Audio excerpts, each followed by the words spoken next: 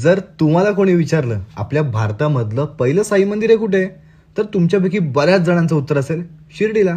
माझंही कालपर्यंत हेच उत्तर होतं. पण जेव्हा मला समजलं भारतामधलं पहिलं साई मंदिर हे शिर्डीमध्ये नसून आपल्या कोकणामध्ये आहे, तेव्हा थोडं आश्चर्यच वाटलं. तर ही व्हिडिओ आहे या साई मंदिराची. कोकणामधील कुडाळ गावात असलेल्या या साई मंदिराची स्थापना सन 1922 मध्ये झाली होती. आणि त्याच्या पाठीमागे स्टोरी अशी होती की या गावामध्ये श्री रामचंद्र रावजी हे गृहस्थ राहत होते.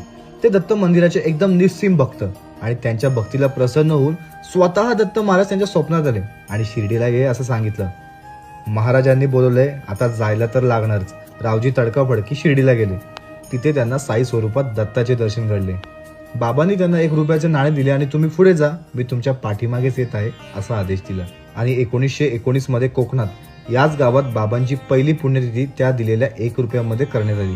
1919 मध्ये इथे झोपडी होती आणि 22 मध्ये म्हणजे 3 वर्षानंतर इथे मंदिराची स्थापना झाली. आता तुम्हाला कोणी विचारलं साईबाबांचं पहिलं मंदिर हे कुठे आहे, तर तुम्ही ते अचूक सांगू शकाल. पण ज्ञान दिल्याने वाढतं. माझ्याकडून तुमच्यापर्यंत आलंय तसं तुम्ही दुसऱ्यापर्यंत पोहोचवा. बाकी व्हिडिओ कशी होती कमेंटमध्ये नक्की सांगा. अशाच व्हिडिओ पाहण्यासाठी आपल्या चॅनलला फॉलो करायला मात्र विसरू नका.